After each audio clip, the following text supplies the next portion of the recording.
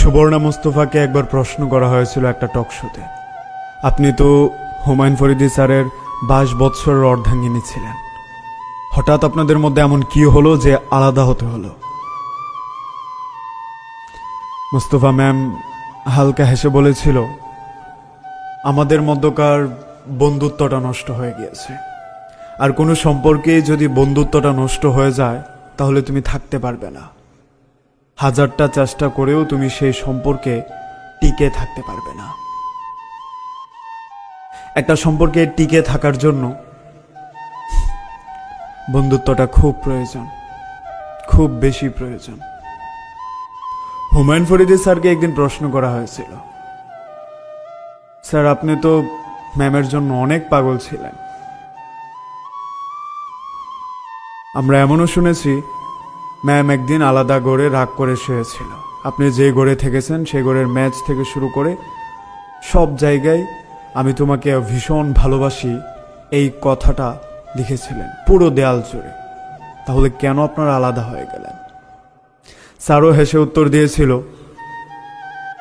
কিছু কিছু পরিবর্তন মানুষ চায় না, আমরা না চাইলেও আসে।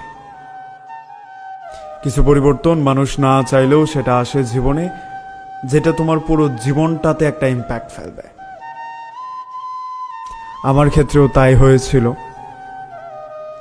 আমি আলী নরসিংদী থেকে বলছি। আমরা না চাইতেও আমাদের আলাদা হতে হয়েছিল।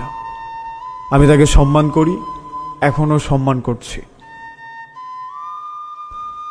সম্মানের জায়গাটা কেমন বলতে গেলে, ও যদি এখনো বলে যে আমার চলাফেরা করতে কষ্ট হয়, আমার সাপোর্ট দরকার, আমি ফিনান্সিয়াল সাপোর্টটা করব, কিন্তু আমি কোনোভাবেই আর এক হতে চাই না। মানে হচ্ছে আমি এই সম্পর্কটাকে আর জোড়া লাগাতে চাই না। কাছে থেকে যে মানুষটাকে শ্রদ্ধা করা যায় না, দূরত্ব বাড়িয়ে হলেও সেই মানুষটার প্রতি সম্মানটা রেখে দেওয়া উচিত। একটা সম্পর্কের মধ্যে আত্মসম্মান বোধ বা সম্মানটা বেঁচে থাকার মতো ম্যাটার করে। সম্পর্কে থেকে যদি একজনকে আরেকজন আপনি সম্মান না করতে পারেন, তাহলে সেই সম্পর্কটাতে থেকে আপনি কোনো লাভ নেই, কোনো লাভ নেই, থাকতেও পারবেন না। আমি যখন সম্পর্কটা স্টার্ট করি তখন আমার ব্যবসায়ী অবস্থা ভালো, মেয়েটাকে আমি ভীষণ পছন্দ করতাম। ওইখান থেকে আমরা দুইজন একসাথে চলাফেরা, ওঠা বসা, আমরা সামাজিক বন্ধনে আবদ্ধ হয়, দুজন বিয়ে করি দুজনের সম্মতিতে। আমরা দুইজন বন্ধু উপস্থিত ছিল, তো ওদেরকে জানায় বিয়েটা করি। আমার যা আছে আমি সব দিয়ে ওরে রাখার চেষ্টাটা করি এবং এভরি সেক্টরে আমি ওরে হেল্প করার চেষ্টাটা করি। ও একটা ছোট করে জব করতো, আমার কোনো রকম আপত্তি ছিল না। আর আমিও বলতাম যে তুমি চাইলেই কিন্তু এই জবটা না করে সারাদিন বাড়িতে থাকতে পারো, আমার টাকা পয়সার এত শর্ট না যে তোমার কাজ করে এসে খেতে হবে। তোর উত্তর একটাই, সারাদিন বাসায় বোরিং হওয়ার চেয়ে একটা কাজ করা তো ভালো। যেহেতু ওর প্রতি আমার সম্মান, ওর মতামতের একটা ভ্যালু ছিল আমার কাছে, সেজন্য আমি রাজি হয়। আচ্ছা ঠিক আছে করো, কোনো প্রবলেম নেই। তো এইভাবেই হচ্ছে। কিন্তু সমস্যাটা হয় তখনই যখন দেখি এইখানে অন্য কিছু সুর বাজে, ছোট ছোট কমপ্লিমেন্ট, এইটাতে ওইটাতে অবজেকশন, তারপর আমার সাথে ম্যাচ করছে না। অ্যান্ড ওই জায়গাটাতে গিয়ে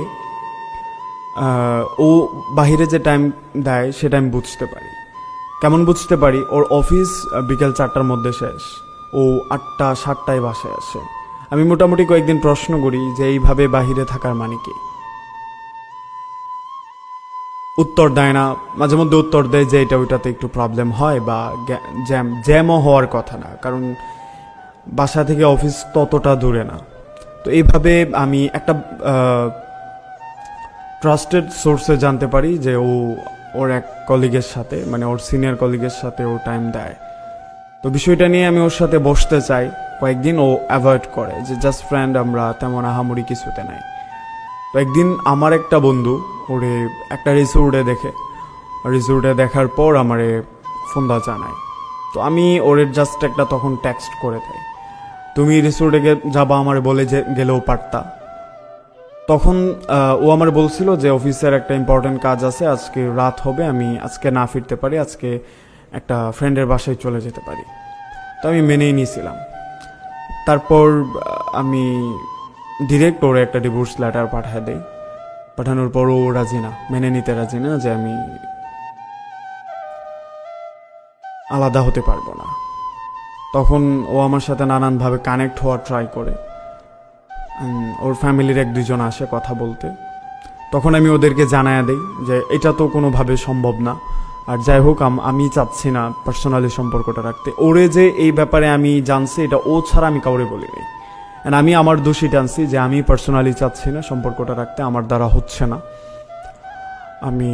ও চাইলে ওর যে কোনো হেল্প আমি করতে পারবো, বাট আমরা একসাথে আর পারবো না থাকতে। এটা আমার দ্বারা হচ্ছে না, আমার দ্বারা হয়তো পসিবল না। তো আমি যেটা বুঝেছিলাম সেটা হচ্ছে একটা সম্পর্কে থেকে ওর অন্য কোথাও একটা আকর্ষণ তৈরি হয়ে গেছে, অথবা আমার বা আমাদের একসাথে থাকার বন্ডিংটা নষ্ট হয়ে গিয়েছে বা বন্ধুত্বটা নষ্ট হয়ে গিয়েছে। আমি আমার সম্পর্ক মানে বুঝতাম যে হচ্ছে আমি তো মানুষটাকে সব দিক দিয়ে হেল্প করি, ওর যা লাগতেছে আমি সাপোর্ট দিচ্ছি। ওই জায়গাটা থেকে যদি মানুষটাকে এটুকু বিশ্বাস না করতে পারি তাহলে তো এই সম্পর্কের কোনো ভ্যালু নাই, বা এটা কোনো সম্পর্কের নামও হতে পারে না। এই ছিল আমার ব্যক্তিগত অভিমত। এখনও আমি চাই ও ভালো থাকুক এবং ওর এনি হেল্প আমি করার ট্রাই করব, বা আমি করিও। এটা 1-2বার হয়েছে এরকম, কারণ আমি জানতে পারি যে পরে ওর যেই কলিগের সাথে ও টাইম দিত সে নাকি ওরে আসলে মেনে নেয় নাই, বা কোনোভাবেই ওরে ওই স্বীকৃতিটা দিতে চায় নাই।